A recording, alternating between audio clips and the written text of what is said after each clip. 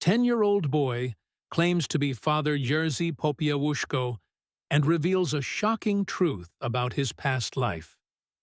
The classroom fell silent as 10-year-old Tomasz Nowak's body went rigid in his chair, his eyes suddenly distant and unfocused. His teacher, Ms. Bieleka, had just shown a documentary about Poland's struggle for freedom, which included a brief segment on Father Jerzy Popiełuszko, the priest murdered by communist security forces in 1984. "They didn't show how it ended," Tomasz said, his voice unnaturally deep and steady for a child. "They beat me with clubs.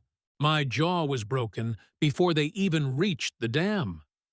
I was still breathing when they tied the stones to my feet." The other fifth graders stared in confusion and growing alarm as their classmate continued speaking in first person about one of Poland's most revered modern martyrs. Ms. Bieleka quickly ended the class and called the school nurse, who contacted Tomasz's parents. That evening, in the modest apartment on the outskirts of Warsaw where the Nowak family lived, Agnieszka and Marek watched their son with growing concern. The episode at school had not been isolated.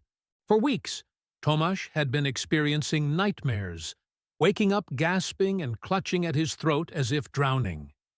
He had developed an inexplicable fear of water and refused to take baths, agreeing only to quick showers while his father stood nearby. "He was always such a happy child," Agnieszka whispered to her husband as they observed Tomasz meticulously arranging religious cards on his bedroom floor. "This isn't like him at all." Marek nodded grimly. Born in 1989, he had been only a small child during the final years of communist rule, but his parents had been involved with the Solidarity movement. The story of Father Popiełuszko's brutal murder was well known in their family, as it was throughout Poland. "I'm taking him to Dr. Wojciech tomorrow," Agnieszka decided, referring to their family physician. There must be some explanation. But medical tests revealed nothing abnormal.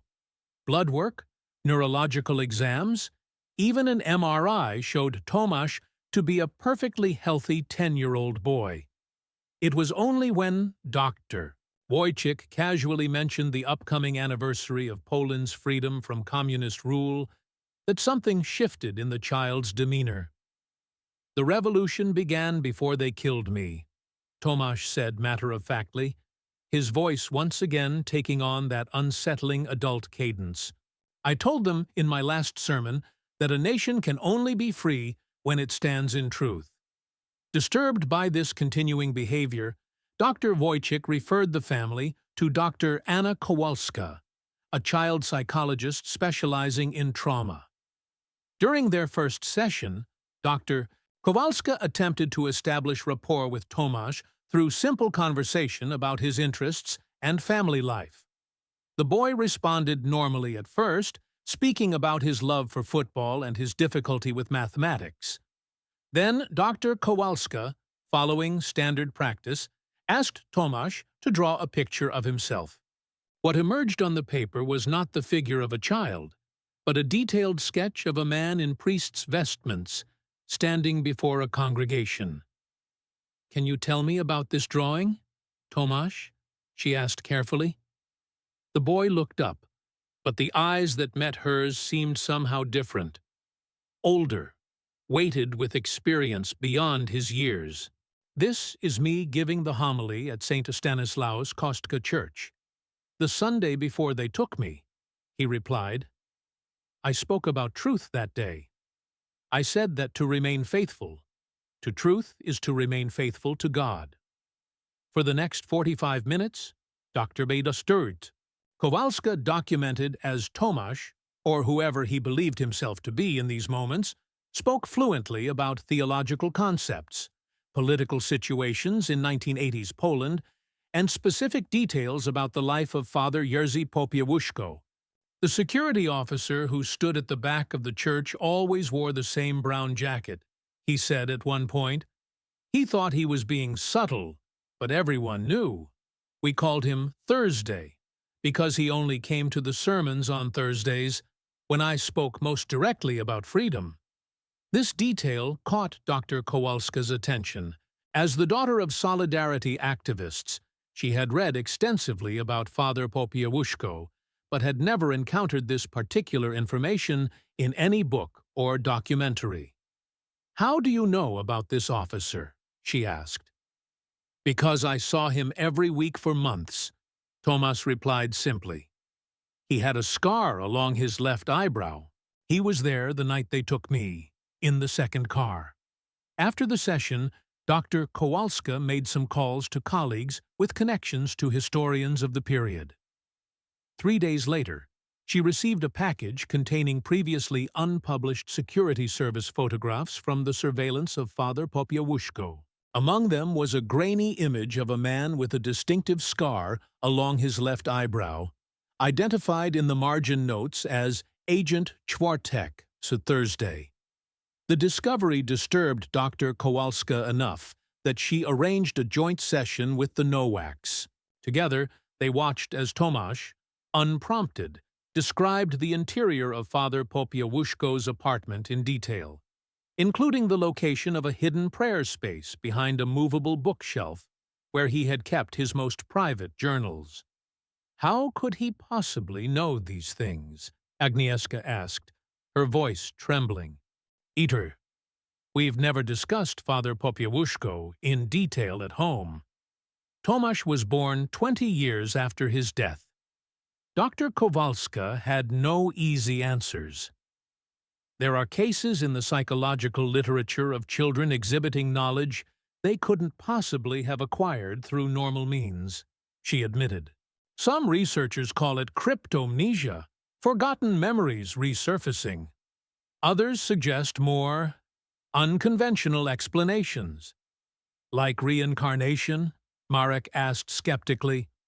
The Nowaks were Catholic, like most Polish families, but the concept seemed foreign to their faith tradition. "I'm not suggesting anything supernatural, Doctor," Kowalska clarified professionally. "But whatever is happening with Tomasz, the historical accuracy of his statements is difficult to explain through conventional psychological models. That night, Tomasz experienced his most violent nightmare yet. His screams woke the entire household, and Agnieszka found him thrashing in bed, his hands clawing at invisible restraints around his wrists. "They're pushing me under again," he cried out, gasping for air. "God forgive them. They don't know what they're doing." It took nearly an hour to calm him. When he finally settled, curled against his mother's side, he whispered something that sent a chill through her. There were 4 of them in the car, but 5 who gave the order. The 5th one is still alive, still free. He needs to be brought to justice before I can rest. The following morning, Marek called an old university friend who now worked at the Institute of National Remembrance, the government organization responsible for investigating historical crimes of both the Nazi and communist regimes. He explained the situation, feeling slightly foolish but desperate for answers. To his surprise, his friend took the matter seriously. "The case of Father Popiełuszko's murder was officially solved," he explained. 3 security officers were convicted. But there have always been rumors that higher officials ordered the killing and escaped justice. Some files from that era remain classified or were destroyed during the transition. A week later, the Nowaks found themselves in Warsaw, at the St. Stanislaus Kostka Church, where Father Popiełuszko had served. They had not told Tomasz where they were going, simply that they were taking a family trip to the capital. As they approached the church, however, the boy's demeanor changed dramatically. "Home," he whispered, breaking away from his parents and running toward the entrance. Inside, Tomasz navigated the space with eerie familiarity, walking directly to the sacristy and then to a specific confessional booth, where he knelt and crossed himself with the fluid movements of someone who had performed the ritual thousands of times. An elderly caretaker approached, concerned about the child's behavior. "Is everything all right?" she asked Agnieszka. "My son has been having some unusual experiences related to Father Popiełuszko," Agnieszka explained hesitantly. The caretaker's expression softened. "You're not the first family to come here with a child who seems connected to our martyr," she said quietly. "There was a girl from Gdansk a few years ago who could describe Father Jerzy's last sermon, word for word, though she'd never heard it. The Church doesn't officially recognize such things, of course, but those of us who knew him, we wonder sometimes." As they toured the church museum dedicated to Father Popiełuszko's life and legacy, Tomasz stopped before a glass case containing personal effects recovered from the priest's body when it was pulled from the Vistula River. His small hand pressed against the glass over a water-damaged breviary. "The agents didn't find the hidden pages," he said softly. "I sewed them into the binding. They contain the names." "What names, Tomasz?" Marek asked, kneeling beside his son. "The names of those who infiltrated Solidarity. The names I discovered just before they killed me. That's why it had to happen when it did. I was going to expose them the following Sunday." The curator of the small museum had overheard the exchange. She approached cautiously. "Young man, are you saying there are hidden pages in Father Jerzy's prayer book that were never discovered?" Tomasz nodded solemnly.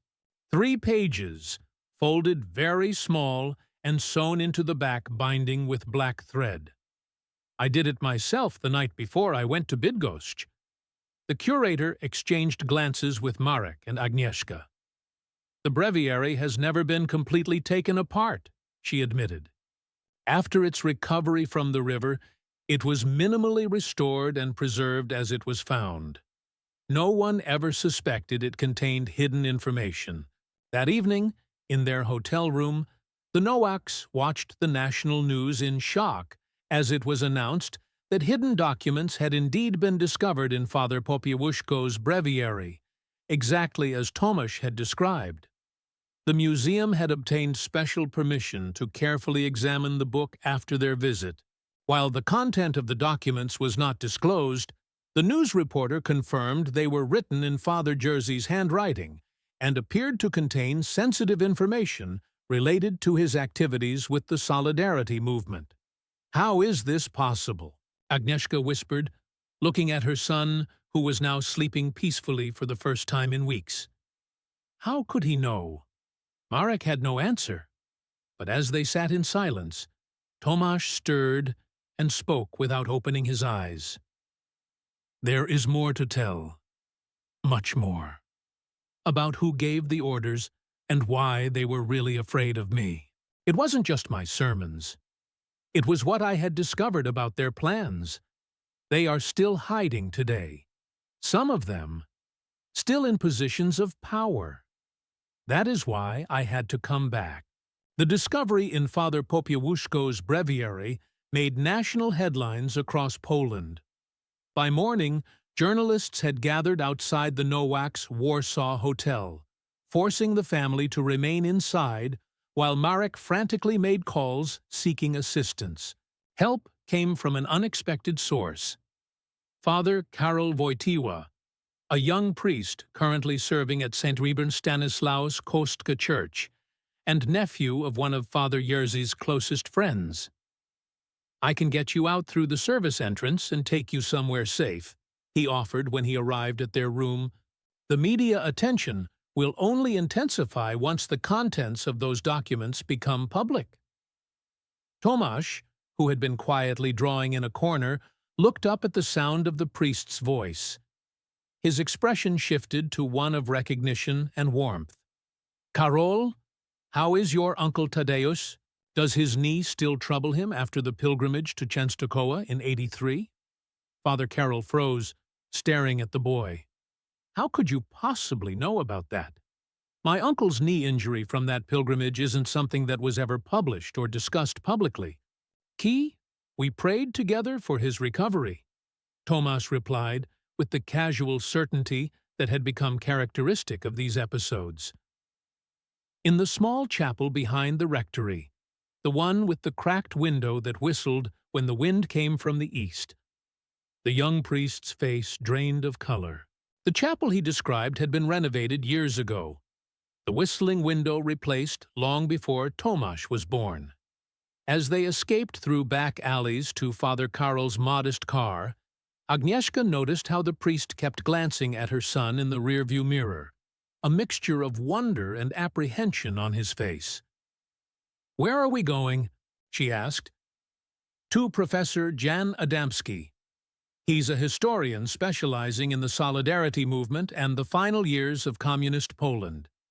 If anyone can help make sense of this situation, it's him." Professor Adamski's office at the University of Warsaw was cluttered with books, papers, and artifacts from Poland's turbulent history. The elderly man greeted them warmly, his eyes lingering curiously on Tomasz. "So this is the boy who's causing such a stir," he said, offering Tomasz a chair opposite his desk. "I've spent 40 years documenting our nation's struggle for freedom, young man. Perhaps we can have a conversation about what you remember?"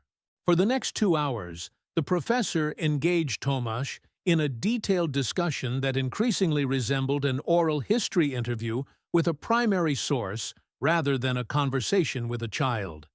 He asked specific questions about solidarity meetings, underground publications, and the surveillance techniques used by the communist regime. Tomasz's responses were precise, nuanced, and, most disturbingly, occasionally contained information that contradicted the established historical record, but could be verified through recently declassified documents the professor had been studying. "This is remarkable," Professor Adamski muttered, reviewing his notes. "He's describing conversations and meetings that align perfectly with secret police reports that were only declassified last year. There's no way a child could have accessed this information." Father Karol, who had been silently observing, finally spoke. "Could this be some elaborate coaching? Perhaps someone is using the boy to advance a political agenda?" Marek bristled at the suggestion. "We're ordinary people. I work as an electrical engineer. My wife teaches elementary school. We have no political connections or agenda." "I meant no offense," the priest apologized. "Not just, but you must admit, the implications of what's happening are extraordinary. If Tomasz truly possesses Father Jerzy's memories, then the Church has a theological dilemma on its hands," Professor Adamski finished with a slight smile. "Reincarnation isn't exactly compatible with Catholic doctrine." "I didn't choose to remember," Tomasz interjected suddenly, his voice carrying that disconcerting adult quality again. "But there is unfinished business. Justice that hasn't been served. Truth that hasn't been told." "What truth, Tomasz?" the professor asked gently. "About who really gave the orders, about why they were so afraid of what I knew. The killing wasn't just about silencing my sermons, it was about preventing me from exposing their infiltration of Solidarity and their plans for a more extensive crackdown." The professor leaned forward. "Can you be more specific?" "There was a meeting, 2 weeks before I died, in Gdansk. I received information from someone inside the security services, a man whose conscience had begun to trouble him. He provided documentation showing that certain Solidarity leaders had been compromised, turned into informants, and there was a plan, authorized at the highest levels, for mass arrests and possibly martial law again if Solidarity's power continued to grow. And you documented this information?" Tomasz nodded solemnly. "Not just in the breviary. There was more. I kept a separate journal, hidden where they would never find it. Where? Father Carroll asked, barely above a whisper. In my childhood home in Okopi, behind the brick in the old kitchen hearth, the one with the small cross etched into the corner. My mother knew about that hiding place. She used it during the war to hide messages for the resistance. The adults exchanged glances of astonishment. Professor Adamski cleared his throat. The family home in Okopi still stands, though it passed out of the Popiełuszko family's hands decades ago. It's now a small local museum dedicated to Father Jerzy's early life. If there really is something hidden there, 3 days later, with special permission from the local historical society that maintained the Popiełuszko family home, a small group gathered in the preserved kitchen. Tomasz moved with confidence to the old stone hearth, kneeling before it and running his small fingers along the aged bricks. "This one," he said, tapping a brick that indeed bore a faint cross marking in one corner. "It comes loose if you press the top left edge first, then the bottom right." Professor Adamski, wearing cotton conservation gloves, followed the boy's instructions. To everyone's amazement, the brick shifted, revealing a small cavity behind it. From this space, he carefully extracted a package wrapped in oilcloth and sealed with wax. "This is it," Tomasz confirmed, his eyes wide with recognition. "My journal and the documents Piotr gave me." "Piotr?" Father Karol asked. "The security service agent who came to me in confession. He died 3 days after I did. An accident." "That was no accident. They discovered he had spoken to me." With reverent care, Professor Adamski opened the package on a clean table prepared for the purpose. Inside was a small leather-bound journal and several folded official-looking documents with security service letterheads. The professor's hands trembled slightly as he opened the journal. The handwriting matches authenticated samples of Father Popiełuszko's writing, he confirmed after examining several pages, and the dates correspond to the weeks before his murder. The contents of the journal and documents proved explosive. They detailed not only the names of informants who had infiltrated Solidarity, but also outlined a planned large-scale operation to dismantle the movement entirely. An operation that was apparently abandoned after the international outcry following Father Jerzy's murder made such a move politically untenable. Most significantly, the journal named 5 high-ranking officials who had specifically authorized the neutralization of Father Popiełuszko. 3 had been convicted in the original investigation, but 2 others, including one very senior official, had never been implicated and had gone on to hold positions of influence even after the fall of communism. "One of them is still alive," Professor Adamski said grimly, closing the journal. "Zbigniew Wolski. He became a successful businessman after 1989 and has connections to several current political figures." "He gave the final approval," Tomasz said quietly. He said, "Make it look like common criminals, but ensure he's silenced permanently." The revelation sent shockwaves through Polish society when it became public. The Institute of National Remembrance announced a formal investigation into Wolski's role in the murder, based on the newly discovered evidence. Historians and journalists began piecing together how the powerful former security official had managed to escape justice for decades.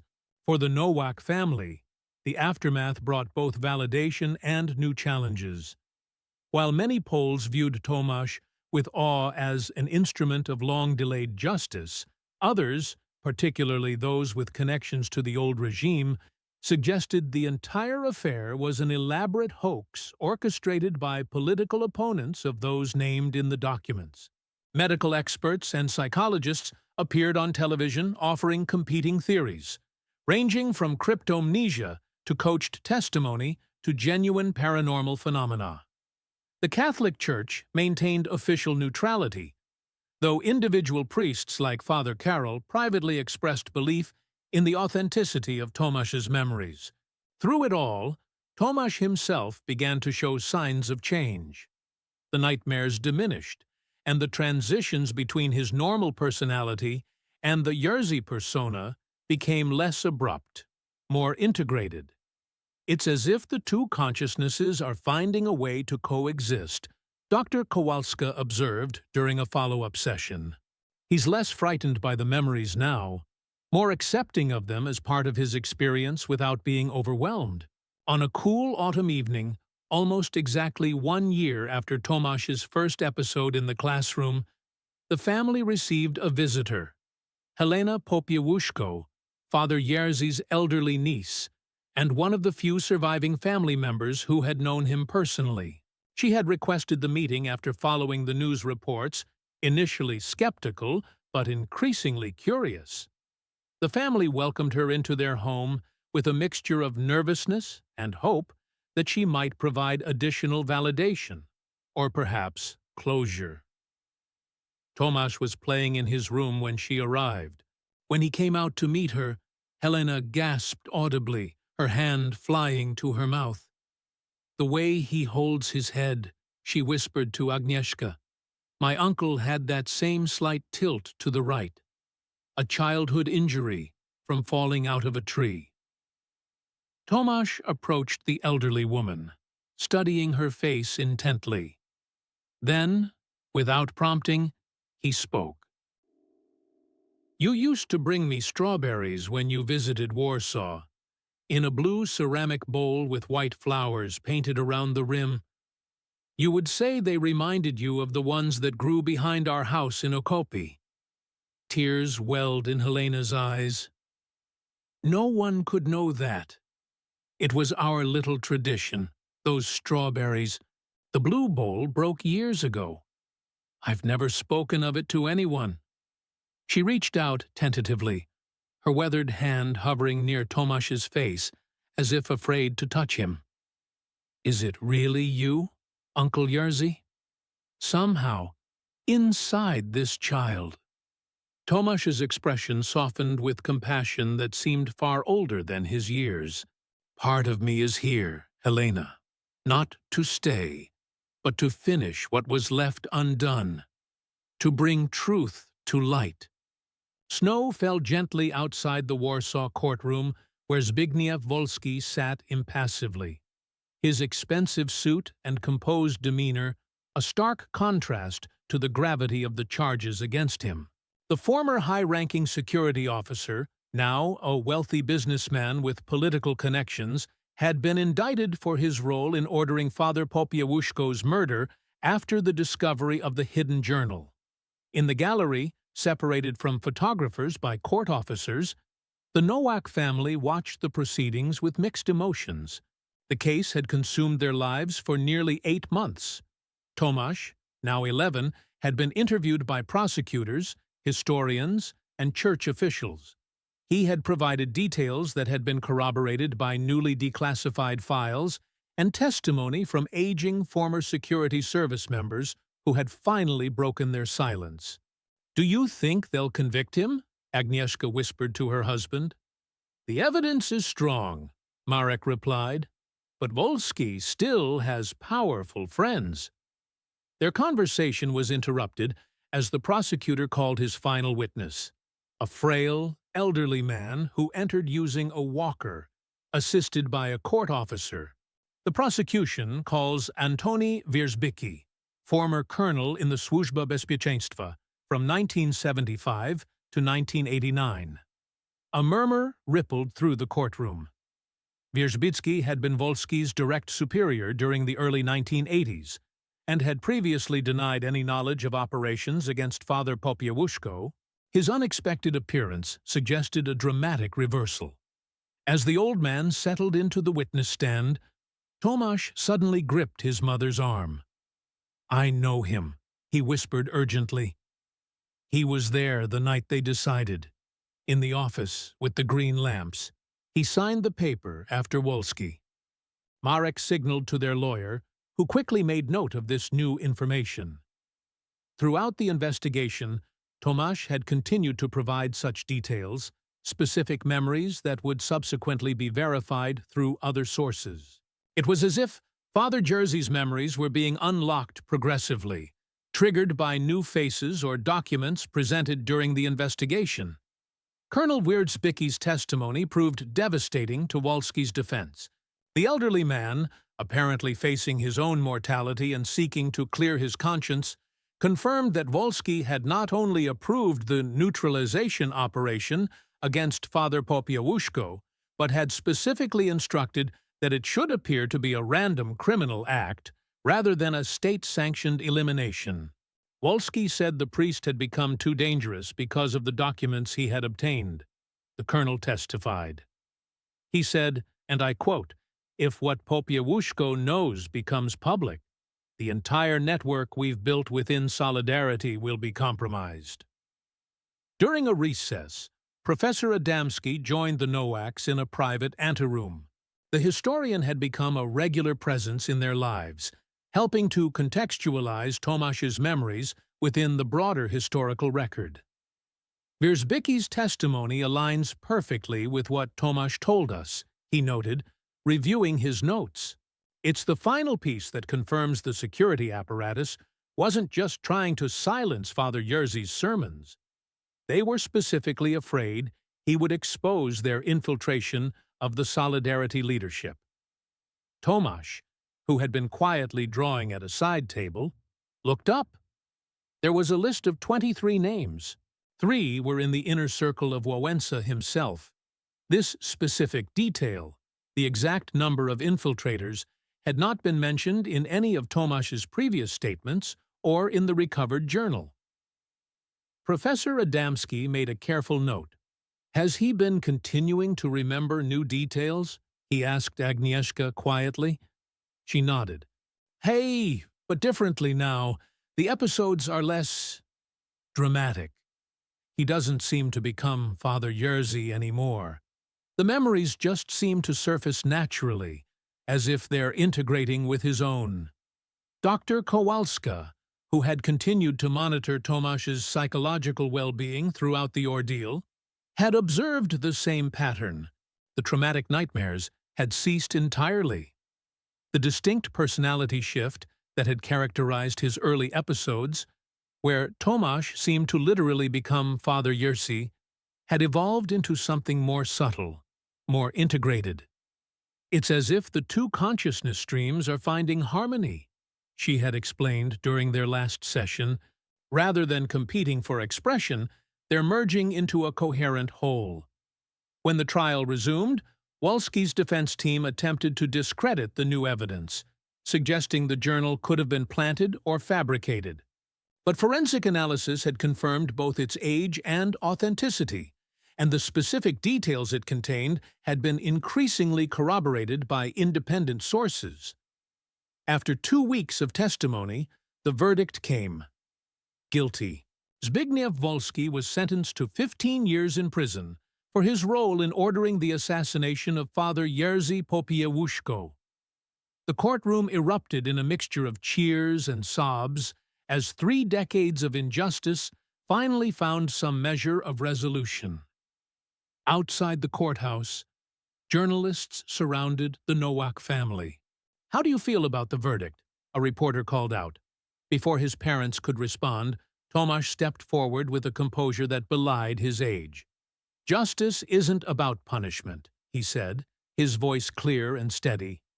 "It's about truth. Poland needed to know the truth about what happened and why. Now we can all find peace." The statement made headlines across Europe. "The wisdom of Father Jerzy through a child's lips," proclaimed one newspaper, while others debated the theological and scientific implications of what many now openly referred to as a case of reincarnation. The Catholic Church, which had maintained official neutrality throughout the proceedings, finally issued a carefully worded statement acknowledging the extraordinary nature of Tomasz's knowledge, while stopping short of endorsing any particular explanation. Behind the scenes, Vatican officials had interviewed Tomasz multiple times, documenting the case for what one cardinal privately called the most challenging theological puzzle of the modern era. As public interest in the case began to wane, the Nowak family sought to return to normal life. They declined book deals and film offers, insisting that Tomasz's privacy and childhood take precedence over continued publicity. With financial assistance from a foundation established by supporters, they relocated to a small town in southern Poland, where Tomasz could attend school without being recognized. But before leaving Warsaw, Tomasz made one final request: to visit the exact spot on the Vistula River where Father Jerzy's body had been recovered. The family was accompanied only by Father Karol, Professor Adamski, and Dr. Kowalska, who had become their trusted inner circle throughout the ordeal. It was a cold, clear day, as they stood on the riverbank near the Włocławek Dam. Tomasz walked ahead of the adults, stopping at a specific point and kneeling to touch the water. "This is where they found me," he said quietly. The water was much colder then. October. Father Karol moved to stand beside him. "Tomasz, may I ask you something? Do you still feel that you are Father Jerzy?" The boy considered the question thoughtfully, his eyes on the flowing river. "Not exactly. Not anymore. It's more like I carried his memories for a while, so something important wouldn't be lost. But now that the truth is known, those memories are settling, becoming more like stories I know rather than things I lived." "And how do you feel about that?" Dr. Kowalska asked. "Peaceful," Tomasz replied, surprising them with a smile. "I think Father Jerzy feels peaceful too now." As if to punctuate his statement, Tomasz removed the wooden communion cross Helena had given him from around his neck. With deliberate care, he placed it beneath a rock on the riverbank. "It belongs here," he explained, "a marker of remembrance." Father Karol, moved by the gesture, led them in a brief prayer, not a requiem for the dead, but a thanksgiving for truth revealed and justice served. As they stood with heads bowed, Marek noticed something remarkable. Small patches of early spring wildflowers were blooming around the rock where Tomasz had placed the cross, despite the winter season. Later that evening, in their temporary apartment, Agnieszka found Tomasz in his bedroom. Drawing, she expected to see one of his now familiar sketches of churches or religious scenes. Instead, he was drawing a football match, a perfectly normal subject for a boy his age. "What are you drawing, sweetheart?" she asked. "My team," Tomasz replied, his voice entirely his own. "When we move to the new house, I want to join the local football club." Agnieszka felt tears spring to her eyes as she recognized the significance of this simple, childlike desire.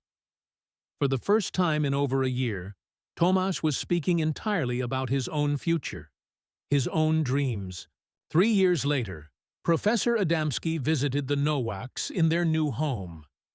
Tomasz, now 14, had indeed joined the local football team and was thriving in school. The professor had come to share news. The Institute of National Remembrance had completed its comprehensive investigation, resulting in the posthumous identification and exposure of all 23 security agents who had infiltrated Solidarity, exactly the number Tomasz had specified. After dinner, while Tomasz was doing homework, the professor spoke privately with Marek and Agnieszka. "How much does he still remember?" he asked. "Less and less," Marek replied.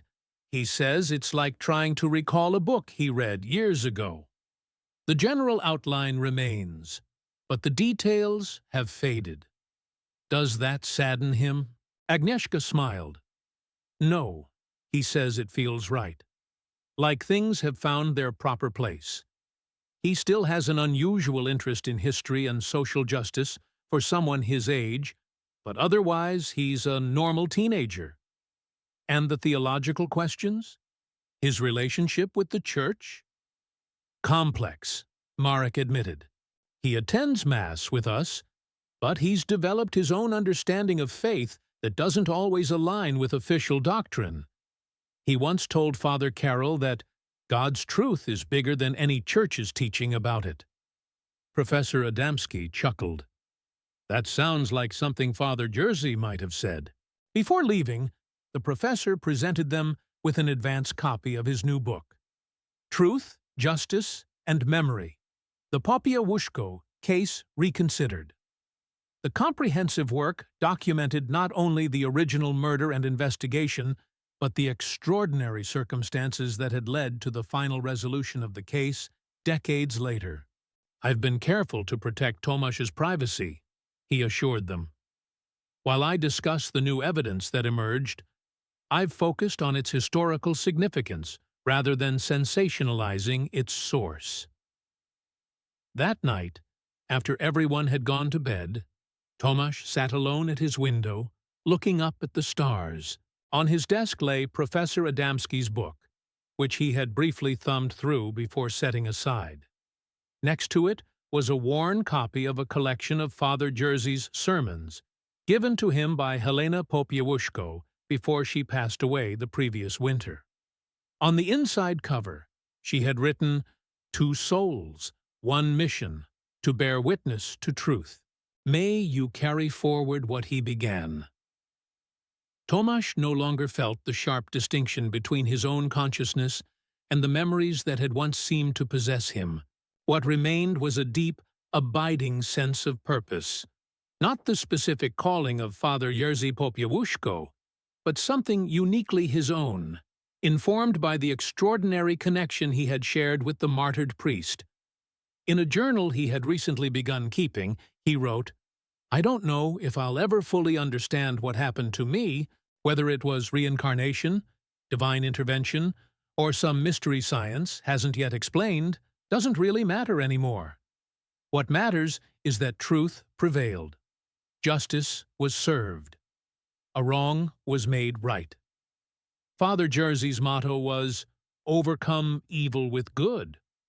Perhaps that's the lesson in all of this. Not that death is conquered through rebirth, but that injustice is overcome by persistent truth. Memory outlasts suppression. Light eventually dispels even the most stubborn darkness. I'm just Tomasz now, and that's enough. He closed the journal and placed it in his drawer. Tomorrow was a normal day. School, football practice, helping his father with household repairs. The extraordinary chapter of his life had closed, but it had left him with something valuable. A deep appreciation for both truth and mercy, justice and forgiveness. Outside, a gentle snow began to fall, covering the Polish countryside in a blanket of pristine white. Nature's own way of suggesting that even the most troubled past can be transformed into something pure and full of possibility. Tomasz watched the snowflakes swirl in the streetlight for a few more minutes before finally turning out his lamp and going to sleep. The sleep of a normal boy with an extraordinary understanding of what it means to be free.